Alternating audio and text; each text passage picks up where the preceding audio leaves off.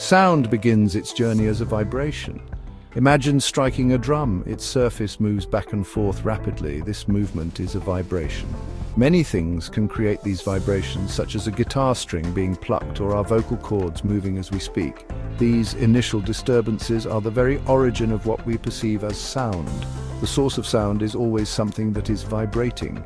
This simple physical action sets the stage for everything else we understand about audio. It is the fundamental starting point for the entire auditory experience we encounter every day in countless different forms and from innumerable sources. These vibrations need something to travel through. This is called a medium. Sound can travel through gases like the air around us. It can also travel through liquids such as water and even solids like a wooden table or a metal pipe. The vibrations from the source push and pull on the tiny particles of the medium. These particles then bump into their neighbors, passing the vibration along. This chain reaction allows sound energy to move from one place to another. Without a medium, like in the vacuum of space, sound cannot travel because there are no particles to carry the vibrations. This is why astronauts cannot hear sounds directly in space. As sound travels, it does so in the form of waves, specifically longitudinal waves. Think of a coiled spring, like a slinky. If you push one end, a compression travels down the spring. If you pull it, a rarefaction or an area where the coils are spread out travels down. Sound waves in air work similarly. The vibrating source creates areas where air particles are bunched together, called compressions, and areas where they are spread apart, called rarefactions. These alternating compressions and rarefactions move outwards from the sound source. The speed of sound depends on the medium. In air at room temperature, it is approximately 343 meters per second. This speed can change with temperature and humidity. The characteristics of sound waves determine what we hear. Frequency refers to how many vibrations occur in 1 second. It is measured in hertz. A high frequency means more vibrations per second, which we perceive as a high-pitched sound like a whistle. A low frequency means fewer vibrations per second, resulting in a low-pitched sound like a bass drum. Amplitude refers to the intensity or power of the sound wave. It's related to how much the particles of the medium are displaced. A larger amplitude means a louder sound, while a smaller amplitude results in a softer sound. Understanding these basic properties is key to understanding audio. Acoustics is the science that studies sound, particularly how it is produced, transmitted, and received. It also deeply concerns how sound interacts with different environments and materials. When sound waves encounter surfaces, they can be reflected, absorbed, or transmitted through the material. The way these interactions occur dictates the acoustic quality of a space. Understanding acoustics helps us control sound, making environments more pleasant, functional, or specifically suited for certain activities. It is a field that blends physics with practical design to shape our auditory world. Everyday experiences are constantly shaped by the acoustic properties of our surroundings, often without us consciously noticing. The importance of acoustics becomes very clear when we experience poor acoustic conditions. Imagine trying to have a conversation in a large, empty hall with hard, flat surfaces. Your voice would likely echo, making it difficult for others to understand you clearly.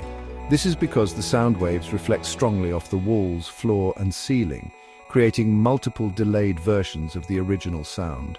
Similarly, a restaurant with too many hard surfaces can become unpleasantly noisy as conversations and clatter bounce around. These everyday scenarios highlight how uncontrolled sound reflections can degrade speech intelligibility and overall comfort, impacting our ability to communicate effectively and enjoy our surroundings.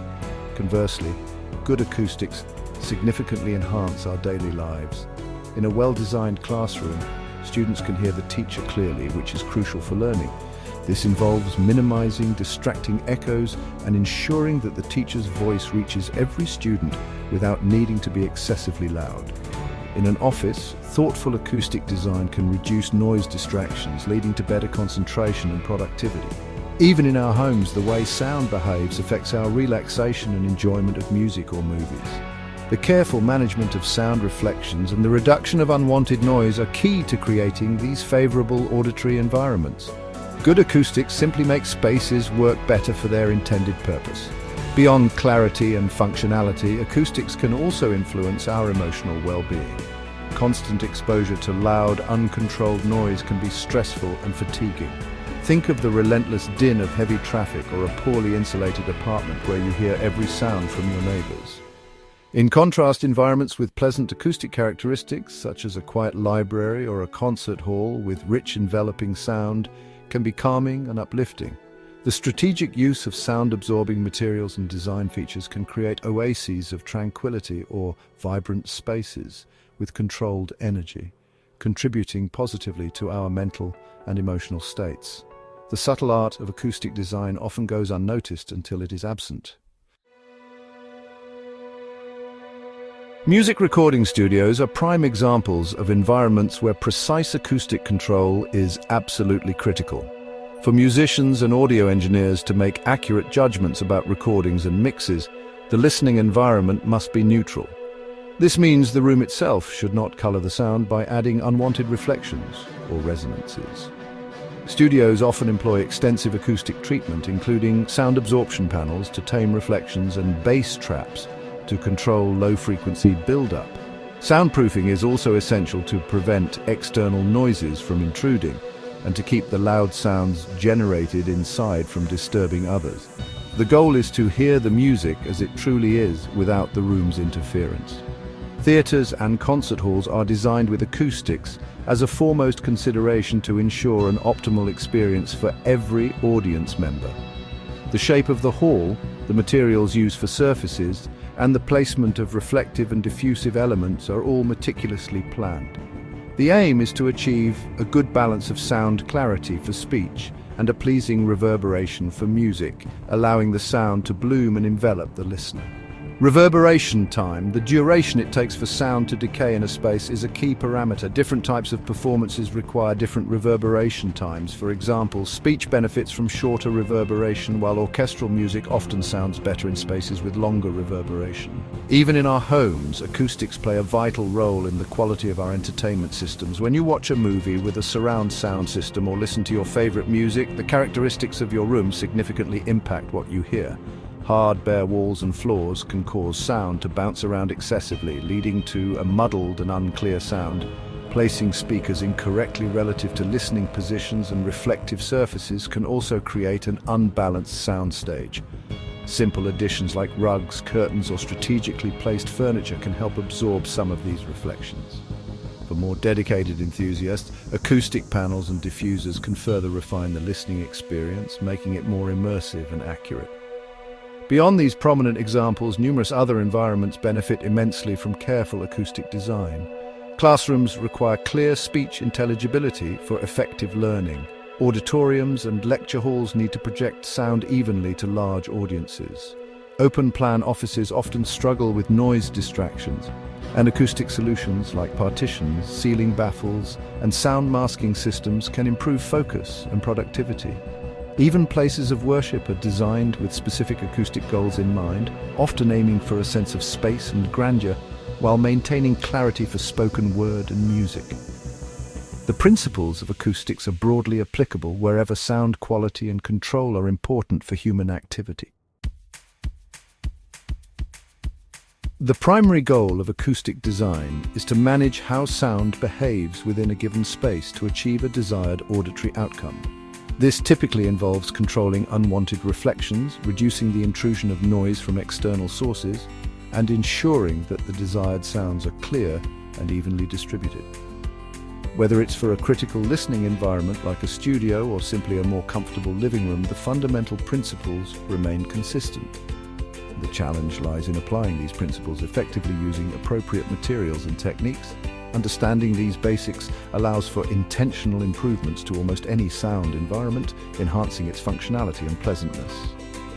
One of the most important tools in acoustic design is absorption. Sound absorption refers to the process by which sound energy is converted into another form of energy, usually heat, when it encounters a material. Soft, porous materials are generally good sound absorbers. Examples include thick curtains, plush carpets, upholstered furniture, and specialized acoustic foam or fiberglass panels. By strategically placing absorbent materials on walls, ceilings, or floors, We can reduce the amount of sound energy that reflects back into the room.